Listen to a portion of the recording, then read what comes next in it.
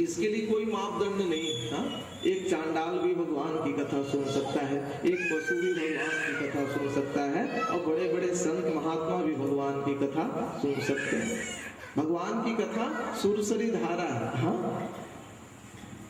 राम भगति तह सुरसरी धारा, हे राम भगति तह सुरसरी धारा, सुरसरी धारा, सरसई ब्रह्म विचार प्रचार, सरसई ब्रह्म विचार प्रचार। तो भगवान की कथा सुरसरी धारा है। जैसे गंगा माँ के जल को एक चांडाल भी पीता है, एक चांडाल उस जल से चमड़े को धोता है, और हम उस जल को अपने देव स्थान में लाकर रोज एक मणका पीते हैं। हाँ? तो माँ गंगा वो सामर्थ्य रखती है कि पतित को भी पावन बना दे। तो भगवान की कथा भी पतितों को पावन बना देती है। उसमें कोई भेद नहीं है कि इस कथा को सुनने से कोई अधिकारी रहे, कि किसी पुण्यात्मा जीव को ये कथा सुननी चाहिए, ऐसी बात नहीं है। पापी से पापी और पुण्यात्मा से पुण्यात्मा सबको समभाव से कथा सुलभ है। इसलिए मेरी कथा में कोई भेदभाव नहीं है, लेकिन तुम्हारे स्वर्ग का अमृत भेद करता है। जो पुण्यात्मा होते हैं उसी को मिलता है। हाँ, तो इसलिए चले जाओ, ऐसा अमृत हमें नहीं चाहिए। हाँ, और उन्होंने कह दिया तुम्हारे स्वर्ग में तो एक ही अमृत है। हाँ, लेकिन मेरे इस सत्संग सभा में यहाँ तो 9 रस है, और तेरे यहाँ तो एक ही रस। सुखदेव जी महाराज ने कह दिया कि यहाँ 9 रस है, यहाँ 9 रस। भगवान की कथा में 9 रस है। जैसे समय समय पर आप भगवान के करुण रस को सुनते कथा के अंतर्गत, समय आने पर कभी अद्भुत रस सुनते हो, समय आने पर कभी हास्य रस सुनते हो, समय आने पर भगवान की कथा में आप रौद्र रस भी सुनते हो। हाँ, तो भगवान की कथा में 9 रस। हाँ, कि यहाँ 9 रस है, और रस एक वहाँ स्वर्ग में एक ही रस कहा। और यहाँ संतों की वाणी है, वाणी नहीं। और यहाँ तो संतों की वाणी गूंजती है। इस व्यासपीठ से व्यास, सुखदेव, धर्म सम्राट स्वामी करपात्री जी, शंकराचार्य, रामानुजाचार्य, अनेक संतों की वाणी गूंजती है। यहाँ संतों की वाणी है, पानी पानी नहीं मतलब अरे भाई, पानी नहीं का अर्थ ये है कि जो बिना पानी के भी हृदय को गदगद कर दे, वो संतों की वाणी होती है। जो बिना पानी के गदगद कर दे हृदय को। लेकिन यहाँ तो अच्छी कृपा है भगवान की, यहाँ तो वाणी भी है और पानी भी है। भाई वर्षा भी हुई, कृपा है भगवान की। और देखो, जो हर क्षण में भगवान की कृपा का अनुभव करता है ना, वो जीव संसार में अद्भुत सुख को प्राप्त करता है। हाँ, नकारात्मक दृष्टि और विचारधारा जीव को संकीर्ण बनाती है, और औदार्य वृत्ति हर बात में भगवान की कृपा का जो अनुभव करता है, उसका जीवन सुख और समृद्धि से आप्लावित रहता है। तो यहाँ संतों की वाणी बिना पानी के हृदय को गदगद कर देती है। कि यहाँ संतों की वाणी है, पानी। उस शरीर का बाह्य मैल आप कहीं भी जाकर धो लो। हाँ, लेकिन अगर अंतःकरण के मैल को धोने की बात है, तो वो धुलाई केवल इसी सत्संग सभा में होती है। हाँ, मल धोया करो कहीं भीतर का, मन का मल तो धुलता है। आभ्यंतर मैल कैसे धुलेगा? भक्ति और प्रेम की धारा से। और वो भक्ति और प्रेम की धारा केवल सत्संग सभा में ही बहती, यही वो धुलाई हो। हाँ, मल धोया करो कहीं भीतर का, मन का धुलता है। और जो उस अमृत के फेर में रहता है, तो उस अमृत के फेर में तो देवासुर संग्राम हो गया। कई लोग, कई देवता, कई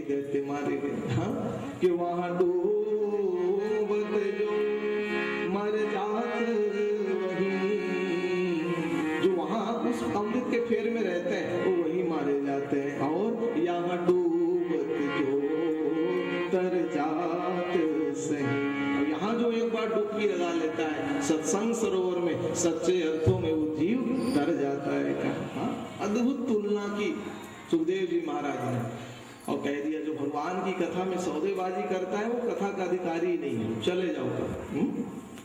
देवताओं को भेज दिए, सब देवता बुझे हुए मन से गए ब्रह्मा जी के पास। कहा ब्रह्मा जी हमने सोचा था कि संसार में सबसे दुर्लभ तत्व होता है अमृत, इतना श्रम करके हमने जगत की महान शक्तियों ने उसको पाया, लेकिन सुखदेव जैसे एक संत ने ऐसे ही हमें भेज दिया। हाँ? तो एक बात बताइए, एक कथामृत स्वर्ग के अमृत से महान होता हो? ब्रह्मा जी ने कहा देखो देवताओं, हाँ अभी तुम लोगों ने भागवत कथा की महिमा नहीं समझी। हाँ? अभी तो भागवत कथा का प्रथम दिवस हुआ है। धीरे धीरे देखो तो कि भागवत सप्ताह जब पूर्ण होगा तब परीक्षित की क्या गति होगी। हाँ? थोड़ी प्रतीक्षा करो। धीरे धीरे कथा पूर्ण हुई और जैसे सप्तम दिवसीय कथा सुखदेव जी महाराज ने पूर्ण की, परीक्षित जी ने चरणों में वंदन किया और परीक्षित के मस्तक में जैसे ही अपना वरद हस्त सुखदेव जी महाराज ने रखा तो तक्षक तो बाद में दष्ट।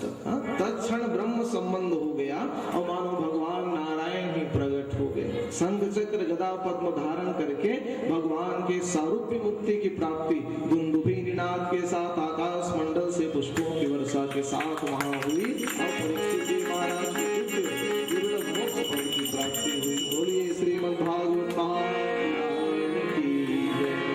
और उस मोक्ष पद को जब पाते देखा देवताओं ने तो वो गदगद भाव से कहा कि ये मुक्ति और का पद तो हमारे लिए भी दुर्लभ है।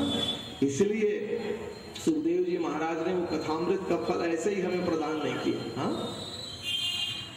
और ब्रह्मा जी ने कहा इतना तुम्हें स्वर्ग की संपदा पर अहंकार है ना, तो चलो दोनों की तुलना मैं भी कर दूं। सुखदेव जी महाराज ने तो अपनी वाणी से तुलना की। हाँ? लेकिन सांसारिक जगत में किसी की तुलना अगर किसी से करनी हो भौतिक वस्तु पदार्थ की तो उसके लिए साधन है तराजू। हाँ? तो ब्रह्मा जी वहां तराजू ही लेकर बैठे। हाँ? और तराजू के एक पलड़े में रख दिया श्रीमद् भागवत महापुराण भगवान की वांगमयी मूर्ति। हाँ? और कहा चल देवराजेंद्र दूसरे पलड़े में जितने तेरे स्वर्ग की संपदा है सब चढ़ाते जा। हाँ? देवराजेंद्र ने कहा ठीक। अपने स्वर्ग का नंदनवन चढ़ा दिया, भागवत का पलड़ा ऊपर नहीं आया, कल वृक्ष चढ़ा दिया, ऐरावत हाथी चढ़ा दिया, रंभादि देवांगनाएं चढ़ा दी, समुद्र मंथन से जो जो तत्व उन्हें प्राप्त हुआ था, जो स्वर्ग की शोभा सब कुछ चढ़ा दिया, लेकिन भागवत का पलड़ा ऊपर में नहीं आया। और तब अंत में अमृत भी जैसे ही दूसरे पलड़े पर चढ़ाया सारे वस्तु पदार्थ अमृत भी भागवत के सामने न्यून हो गया। लघुन्नन्यानि जातानि गौरवेणैदं मघम्। भागवत का वो गौरव के अन्य सब उसके सामने न्यून हो गए। तो भागवत मतलब वही सत्संग। हाँ हाँ वही सुंदर कांड में भी आप सुनते पढ़ते हो ना, सत्संग की महिमा हाँ अपवर्ग सुख से भी महान बताई गई। तात स्वर्ग अपवर्ग सुख हरि तुलाय तुलता सकल मिली जो सुख लवय सत्संग। तो सत्संग वो भागवत महापुराण से ही सुलभ होता है। हाँ तो इसलिए उसकी बड़ी अद्भुत महिमा। सौनकाद ऋषि ने कहा कि प्रभु भागवत को 7 दिनों तक सुखदेव जी महाराज ने सुनाया ना। कहा हाँ। तो प्रभु चाहते तो भागवत महापुराण को तो 11 दिन तक भी सुना सकते थे सुखदेव जी। हाँ? जैसे अनेक पुराणों की परंपरा होती है, शिव महापुराण किसी को सुनना है तो वो 15 दिन तक भी सुन सकता है, 1 महीने तक भी सुन सकता है। हाँ? मानस गान किसी को सुनना है तो वो भी 1 महीने तक सुन सकते हैं, 1 साल तक सुन सकते हैं। हर पुराण आदि को अपने ऐच्छिक रूप से गाया जाता है, लेकिन भागवत महापुराण को 7 दिनों तक ही आपको गाना है। सप्ताह ज्ञान की परंपरा है, सप्ताहे वाचनम कुरु। प्रभु 7 ही दिन गाने की परंपरा कब से प्रारंभ हुई? भाई भागवत कथा तो सब सुनते हैं आप लोग, 7 दिवस पर्यंत लेकिन सप्ताह ज्ञान की परंपरा कब प्रारंभ हुई? उन्होंने कहा कि देखो, सबसे पहले सप्ताह ज्ञान यज्ञ की परंपरा से ब्रह्मा जी के मानस पुत्र ने ये दिव्य कथा गाई, सनक सनंदन सनातन सनत कुमार, और नारद जी प्रधान श्रोता बनकर बैठे थे। अब सौनक आदि ऋषि सब कुछ जानने वाले कहा प्रभु एक जिज्ञासा हो रही है। अरे नारद जी को तो दक्ष प्रजापति ने श्राप दिया था कि 2 घड़ी से ज्यादा एक स्थान पर आप बैठ नहीं पाओगे। तो वो नारद जी 7 दिन तक कैसे बैठे और कैसे वो दिव्य कथा सुने? सूत जी ने कहा कि भागवत भगवान की कथा का वो प्रभाव होता है जो देहाध्यास मिटा देती है, संसार के सारे ताप सारे श्राप को जो बाधित कर दे, वो भगवान की कथा है। इसलिए उस कथा को नारद जी ने सप्ताह परंपरा से सुनी। सौनक आदि ऋषियों ने कह दिया कि प्रभु वो दिव्य कथा सुनाने की कृपा करें कि सप्ताह परंपरा से नारद जी ने कथा क्यों सुनी? सूत जी महाराज ने बताया कि देखो, एक समय बद्री विशाल का दिव्य क्षेत्र था, और बद्री विशाल के क्षेत्र में सनक सनंदन सनातन सनत कुमार ब्रह्मा जी के मानस पुत्र सत्संग करने की भावना से भारतवर्ष में आए थे। देखो, ये भारत भूमि की वो महिमा है कि जहाँ ब्रह्मा जी के बेटे भी सत्संग करने के लिए आते थे। तो वहाँ बताया गया कि एकदा हि विशालाया, बद्री विशाल क्षेत्र में, चत्वार ऋषयो मलाः सत्संगात् समायाताः तद्रुसुस्तत्र। ब्रह्मा जी के मानस पुत्र सनक सनंदन सनातन सनत कुमार, देखो वो पुरखों के भी पुरखे हैं, लेकिन आज भी किसी को भगवत कृपा से अगर सनत कुमारों का दर्शन हो जाए तो आज भी वो 5 ही साल के दिखाई देंगे। पंचहायन संयुक्ता पूर्वे सामपि पूर्वज, पुरखों के भी पुरखा, लेकिन 5 ही साल के दिखाई देंगे। हम भगवान के भजन के प्रभाव से उन्होंने अपनी अवस्था को बाधित कर दिया। तो ये बद्री विशाल क्षेत्र में सत्संग करने की भावना से ये भ्रमण कर रहे थे, और भ्रमण करते करते देखा क्या कि सामने से नारद जी जल्दी जल्दी चले आ रहे, बड़ा व्यग्र मन उनका। और नारद जी जब जल्दी जल्दी चले आ रहे थे ना, तो सनत कुमारों ने जब नारद जी को देखा तो मन में बड़ी प्रसन्नता हुई कि देखो हमारा भाई नारद आ रहा है। प्रसन्नता क्यों हुई? क्योंकि व्यवहारिक जगत में एक सत्संग और ईश्वर से जुड़ा व्यक्ति जब अपने दूसरे सत्संगी भाई से मिलता है तो उसको बड़ी अद्भुत प्रसन्नता होती है। क्यों? क्योंकि दोनों भाई बैठेंगे ना तो कुछ भगवत चर्चा होगी। लौकिक जगत में ये सामान्य व्यवहार है। जैसे एक जुआरी किसी अन्य जुआरी को देखेगा तो वो प्रसन्न हो जाएगा, हाँ? एक मद्यपी दूसरे मद्यपी को देखेगा तो प्रसन्न हो जाएगा। क्यों? उनका ऐसा जोड़ होता है। लेकिन एक धर्म और ईश्वर से जुड़ा व्यक्ति जब अपने दूसरे ऐसे भाई से मिलता है तो प्रसन्न हो जाता है। तो बड़े ही प्रसन्नता से सनत कुमार नारद जी की ओर बढ़े, लेकिन नारद जी बड़े व्याकुल दशा में देखा नहीं सनत कुमारों की ओर, आगे निकल गए। सनत कुमारों ने कहा हमारी ओर देखते भी नहीं नारद जी। अन्य समय में जब भेंट होती थी तो सुंदर नारायण नारायण भगवान का मंगलमय नाम जपते रहते थे, लेकिन आज तो हमारी ओर देख भी नहीं रहे। सब ने पुकारा नारद जी को, हाँ क्यों नारद जी, त्वरितम गम्यते कुत्र कुतस्यागमनम तव, जल्दी जल्दी कहाँ जा रहे, कहाँ से आना हो रहा है? तब नारद जी की दृष्टि गई, का क्षमा चाहता हूँ भाइयों आपकी ओर दृष्टि नहीं गई। हाँ? तो कहा ऐसी क्या व्याकुलता जो तुम्हारे स्थिर चित्त नारद का भी मन व्याकुल हो गए। नारद जी ने कहा क्या बताऊं प्रभु, जैसे सत्संग करने के लिए आप लोग यहाँ आए हो भारत में ना, मैं भी सत्संग करने के लिए आया था और सत्संग करने की भावना से मैं तीर्थों में गया। हाँ?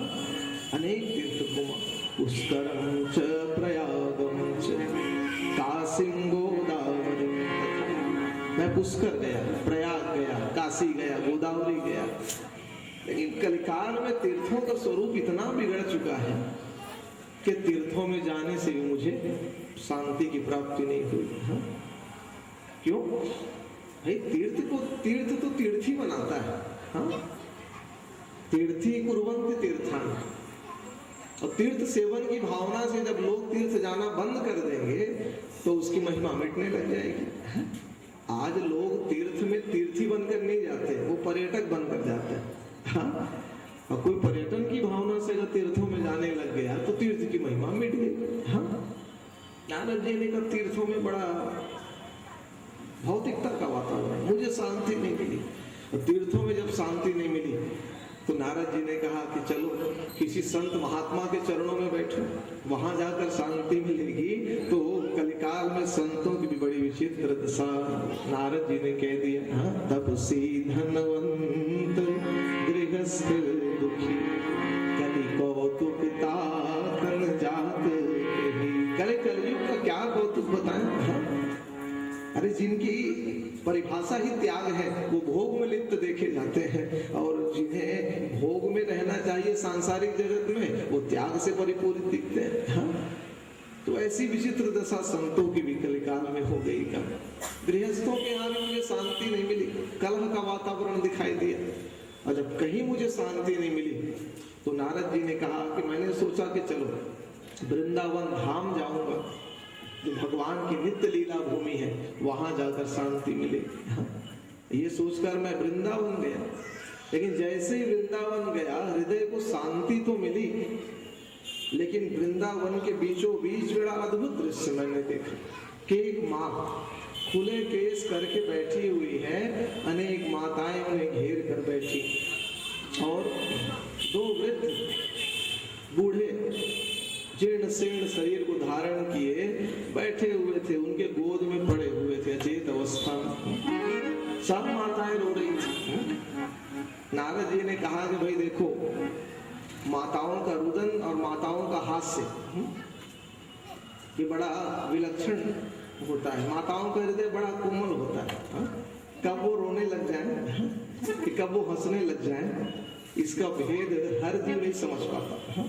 और नारद जी ने कहा कि मैं तो सन्यासी ही था, इसलिए मैंने कहा कि एक सन्यासी को माताओं के इस रुदन विलाप के बीच नहीं जाना चाहिए। मैं देख करके दूर से चलने लग गया, लेकिन जैसे ही चलने लग गया तो मध्य में जो माँ बैठी थी उसने मुझे देख लिया और मुझे पुकारा कि भो साधु क्षणं तिष्ठ, हे साधु एक क्षण रुको। मच्चिंतामपि नाशय दर्शनम तो लोकस्य सर्वभावहरं परम। अरे आपके दर्शन से तो संसार का हर पाप ताप मिट जाता है। अरे आपके दर्शन जब ध्रुव महाराज को सुलभ हुए तो उसको भगवान का दर्शन सुलभ हो गए। ऐसे आप सब पुरुष ध्रुव पदम पिया, तो ध्रुव को अचल अनुपम स्थान कैसे मिला? जब उसे आप मिले, आप जैसा गुरु मिला। ध्रुव पदम पिया यत् कृपा ध्रुवोऽयं सकल कुशल पात्रं ब्रह्मपुत्रं दास्मि। तो नारद जी मुझ पर भी कृपा करो ना। और जब उन्होंने निवेदन कर दिया तो संत थे नारद जी, संतों का हृदय बहुत कोमल था। आप बताओ माँ, पहले अपना परिचय तो दो। काशी त्वम, आप कौन? ताई माँ, ये कौन है सब आपको जो घेर के बैठी है? और चे माँ, ये जो गोद में पड़े हुए हैं वो कौन है? नार्यः का पद्मलोचन। तब उन्होंने परिचय दिया कि नारद जी मैं कोई सामान्य स्त्री नहीं, अहम भक्ति मैं भक्ति हूँ। और ये जो गोद में जो मेरे दो बूढ़े पड़े हुए हैं, इमो में तनयो मतो, ये दोनों मेरे बेटे हैं। ज्ञान वैराग्य नाम, ज्ञान वैराग्य नाम है काल योगे कलिकाल के प्रभाव से ये दोनों बूढ़े हो गए। नारद जी हंस पड़े, कहा माँ अच्छा बताती है तू भी कहते। अरे लोक में देखा जाता है कि जब माँ बूढ़ी होती है तो बेटे युवा होते हैं। लेकिन यहाँ तो उल्टी बात हो गई, तेरे बेटे बूढ़े हो गए, तू युवा है। हाँ? भक्ति मां ने कहा ये कलयुग का प्रभाव है। हाँ? कलयुग में तो भक्ति सबके हृदय में युवा रहती है। सब कहते हैं भगवान के भक्त हैं, लेकिन कहीं न कहीं ज्ञान और वैराग्य का अभाव लोगों के जीवन में देखा जाता है। आज विचार कीजिए कि एक ही इस भारतवर्ष में 30,000 स्थानों पर इसी समय में भागवत भगवान की कथा हो रही है, लेकिन उसके बाद भी हर लोगों का हृदय दुख और कष्ट से संतप्त है। कोई जीव सुखी नहीं है जीवन में, सबके हृदय में असंतोष व्याप्त है। क्यों? क्योंकि भक्ति तो सबके हृदय में होती है। हाँ? भक्ति में सब लोग नृत्य कर रहे हैं, लेकिन ज्ञान और वैराग्य की महिमा कलिकाल में मिट गई। हाँ? किसी वस्तु पदार्थ पर ज्ञान का हम प्रयोग करके उसको समझने का प्रयास कोई नहीं करता। हाँ? देखो, भक्ति ज्ञान वैराग्य में कोई भेद नहीं है। जैसे प्राकृतिक उदाहरण जान लीजिए, जैसे आप थाली में भोजन लेते हो, भोजन का एक निवाला उठाया, मुंह में डाल लिया। भोजन करना एक क्रिया है, लेकिन उससे 3 कार्यों की सिद्धि आपके जीवन में होती है। भाई आपने निवाला उठाया, मुंह में डाल लिया, लेकिन 3 कार्य की सिद्धि क्या क्या हुई? पहला तो ये, आत्मा का धर्म होता है भूख और प्यास। जब तक खाओगे नहीं तब तक आत्मा व्याकुल रहती है कि भोजन मिल जाता, भोजन मिल जाता, भोजन मिल जाता। आत्मा व्याकुल रहती है तो भोजन नहीं मिलता। तो भोजन करने से पहले कार्य की सिद्धि होती है, आत्मा तृप्त होती है। दूसरे कार्य की सिद्धि पेट भरता है। तीसरे कार्य की सिद्धि इंद्रियों को बल मिलता है। आपने एक क्रिया की, लेकिन 3 कार्यों की सिद्धि आपको मिली। आत्मा तृप्त हुई, पेट भरा, इंद्रियों में बल मिला। हाँ? उसी प्रकार चाहे भक्ति मार्ग से भगवान को पाना चाहिए,